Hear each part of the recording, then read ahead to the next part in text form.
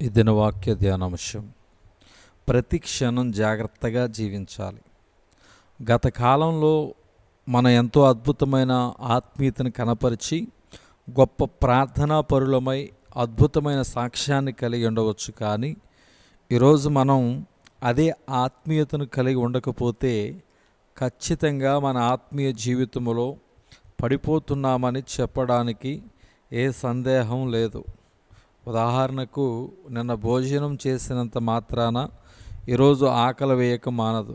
నిన్న కంటి నిండా పడుకున్నంత మాత్రాన ఈరోజు నిద్ర రాక మానదు. అదేవిధంగా నిన్నటి ఆత్మీయత మీద ఆధారపడి ఈరోజు జయ జీవితం జీవించటం కుదరదనే సత్యం మర్చిపోవద్దు.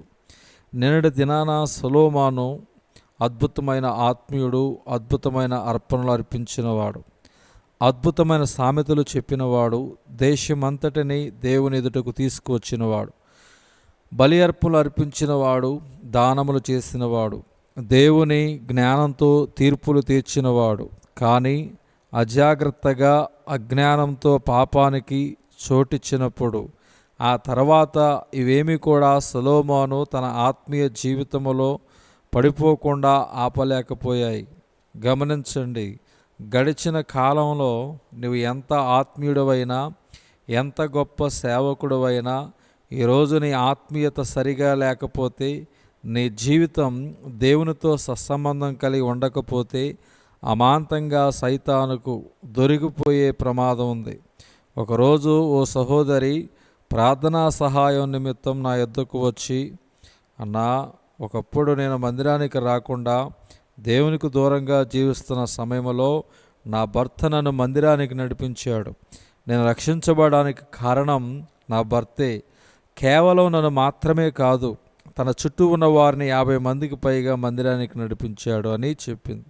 అప్పుడు నేను బహుగా సంతోషించి, అమ్మా, ఇది నిజముగా గొప్ప అద్భుతం. ఇప్పుడు నేను దేనికోసం ప్రార్థన చేయమంటారని అడిగితే, అయ్యా, నా భర్త కోసం ప్రార్థన చేయండి అని చెప్పింది. అదేమిటమ్మా, నీ భర్తే కదా నేను మరియు మరో 50 మందిని మందిరానికి నడిపించింది. ఇక నీ భర్త కోసం ప్రత్యేకంగా ప్రార్థన చేయవలసిన అవసరం ఏముందమ్మా అని అడిగాను. అయ్యా, ఇప్పుడు నా భర్త మందిరానికి రావటం లేదు, ప్రార్థన చేయటం లేదు, వాక్యం చదవటం లేదు, వృద్ధస్తమానం త్రాగటం, ఇదే ధ్యాస.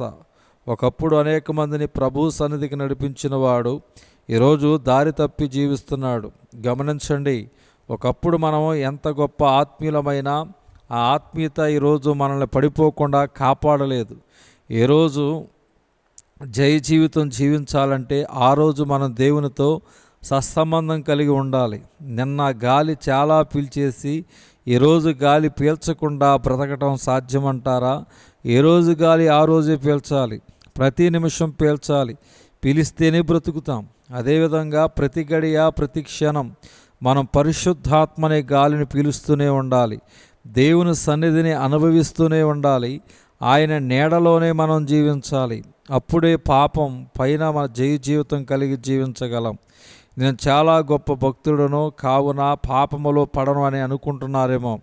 అయితే పౌలు భక్తుడు సెలవిస్తున్నాడు, నేను నిలిచి ఉన్నానని అనుకున్నవాడు పడిపోకుండా జాగ్రత్తగా తన జీవితాన్ని కాపాడుకోవాలి. 1 కొరింథీ పత్రిక 10వ అధ్యాయం 12వ వచనం. గత కాలపు ఆత్మీయ జీవితం ఈరోజు మనం పాపములో పడిపోకుండా అడ్డుపడదు. ఒకవేళ ఇతరులకు ప్రకటించిన తర్వాత నేనే భ్రష్టుడనైపోదునేమో అని నా శరీరమును నలగగొట్టి దానిని లోపరుచుకొనుచున్నాను. 1 కొరింథీ పత్రిక 9వ అధ్యాయము 27వ వచనం. నోవాహు ఒకప్పుడు నీతిమంతుడు, కానీ తర్వాత త్రాగుబోతయ్యాడు. ఆదికాండం 9వ అధ్యాయం 20వ వచనం. అబ్రహాము దేవుని పిలుకు లోబడిన వాడే, కానీ తర్వాత శారా నా సహోదరిని అబద్ధమాడాడు. ఆదికాండం 12వ అధ్యాయం 18వ వచనం. మోషే గొప్ప సాత్వికుడు, కానీ తర్వాత కోపముతో కానీ మాటలు పలికిన. కీర్తనల గ్రంథం 106వ అధ్యాయం 33వ వచనం. దావీదు యెహోవా హృదయానుసారుడే, కానీ తర్వాత వ్యభిచారం చేశాడు. 2వ సమూయేలు గ్రంథం 11వ అధ్యాయం 3వ వచనం దగ్గర నుంచి. సొలొమోను మహాజ్ఞానియే, కానీ తర్వాత అనేక స్త్రీలను మోహించాడు. 1వ రాజుల గ్రంథం 11వ అధ్యాయం 1-8 వచనాలు.